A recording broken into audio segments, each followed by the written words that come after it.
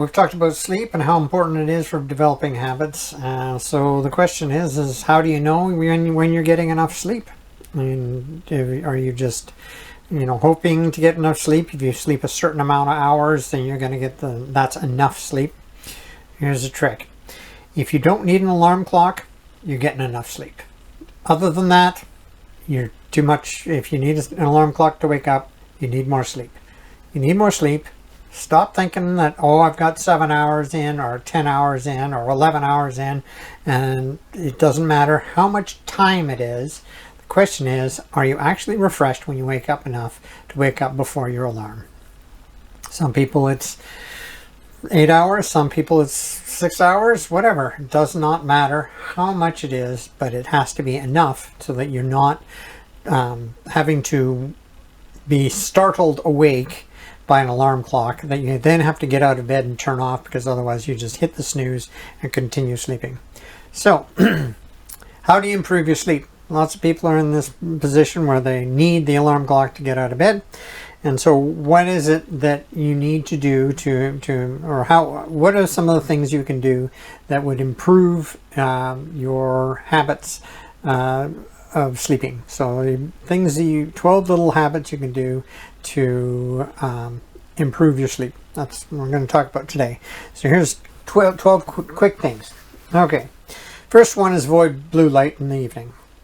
Makes sense.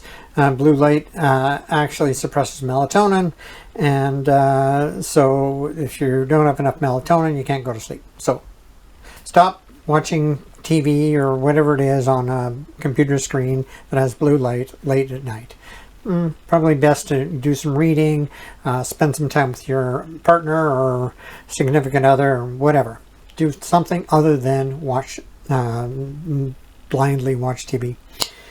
Second thing, avoid caffeine in the afternoon. If you are sensitive to caffeine, then caffeine will keep you awake.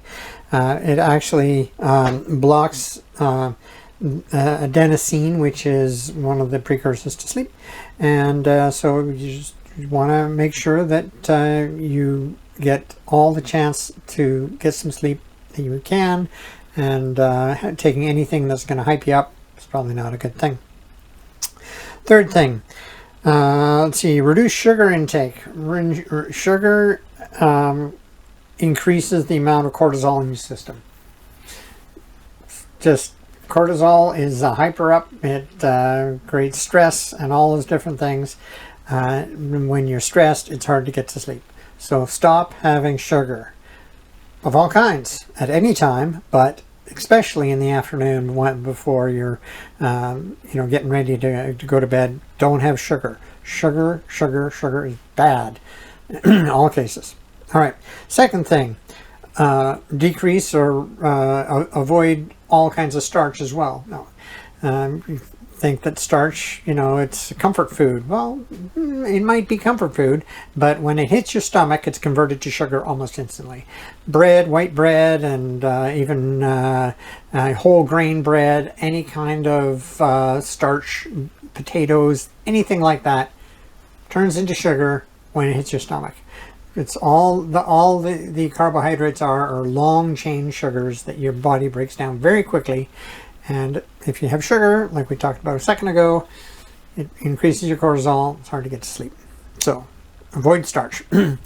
Exercise daily. The more you exercise regularly, don't be ridiculous about it, of course, but if you have a habit of exercise, then you're going to get better sleep.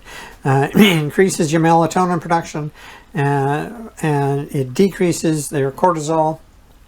And it also increases your mood. And when you feel comfortable and happy, then it's easier to go to sleep.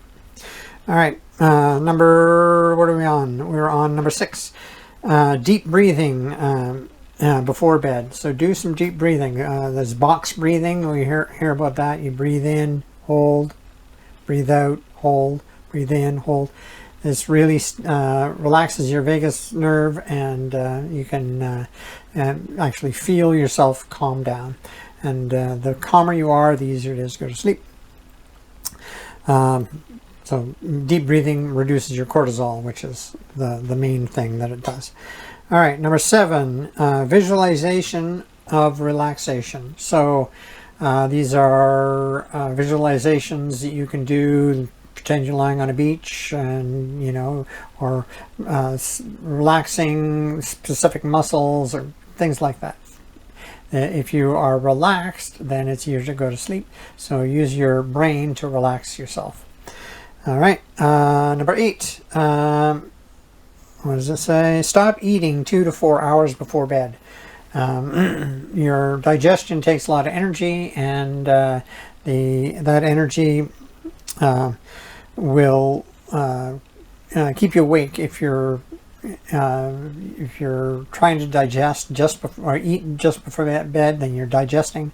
You get indigestion often when you're lying down, when you're trying to eat, digest while you're lying down, which is not good for you. So eat 2 to 4 hours before bed, do some activity, do some relaxation, and then go to bed.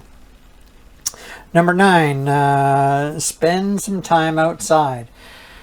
The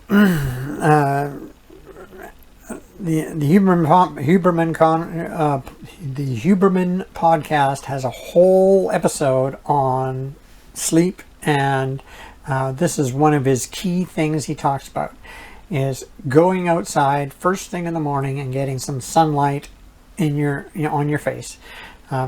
If you aren't a person that can get out during the day or during the morning right away, just spend some time, some quality time outside. Go for a walk, go for a run, whatever it is. Sit in the sun by the pool. Doesn't matter what it is, but just get that sun, because that resets your circadian rhythm and really helps you to start readjusting to the normal hours of sleep. People sleep usually when it's dark and get up when it's light out. That's the traditional method of sleep. When there's, in the old days when we didn't have lights, when the sun went down, there was nothing to do, we went to bed. Well, maybe that's what you should be doing now. When the sun came up, you got out of bed because the sun was up. That is perfect, and that's what you should be doing. Get outside, see some sun, get some sun on your skin, and enjoy it. All right, spend some time outside. Number 10. Oh no, that's number 10. No, that's right.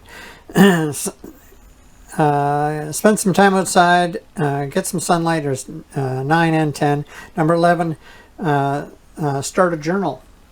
This may seem a little strange, but journaling, especially before bed, helps you to download any concerns and worries you have rattling around in your brain. And once they're on paper, then your mind can actually relax and say, okay, I've got that. I don't have to remember it anymore because I know where it is. And then you can go to sleep. If you don't write it down, then you think, oh, well, I'll remember it in the morning. I have to remember it in the morning. Well, write it down, so then you don't have to worry about remembering it in the morning, and your brain can relax. And that's what you want to do if you're trying to get to sleep. All right, so start a journal. Number 12, go to bed earlier. Well, that means may sound a little silly, but a lot of people stay up late because they aren't tired, right? They're not sleepy. Well, you're not sleepy because your system is used to going to bed late. So instead, go to bed a little earlier. Find a book, and if you really want to sleep, find a boring book, and sit in bed and read a little bit, and then just close your eyes and do some visualization and go to sleep. Sounds simple. Well, if it's difficult for you to get to bed, then instead of saying I'm going to go to bed really early, say I'm going to go to bed 5 minutes early. If you can go to bed, if your usual bedtime is 11 o'clock, then go to bed at 10:55. And then next week, go to bed at 10:50. And you will be surprised how fast you can move down to the point where you're getting to bed at 10 o'clock. And then, you have an extra hour of sleep. An extra hour of sleep is great. And you might even start waking up before the alarm goes off. All right, so now I got a bonus here for you, 13th option. this is if you're in a committed relationship, spend some time cuddling. Get some personal touch with your significant other, and this will increase your oxytocin, and it makes you feel relaxed, and improves your mood, and easier to get to sleep. So spend some time cuddling, watching something together, reading something together before bed, and then spend some time in bed enjoying each other's company. All right, so that's what I have for you, 12 ways plus a bonus of improving your sleep.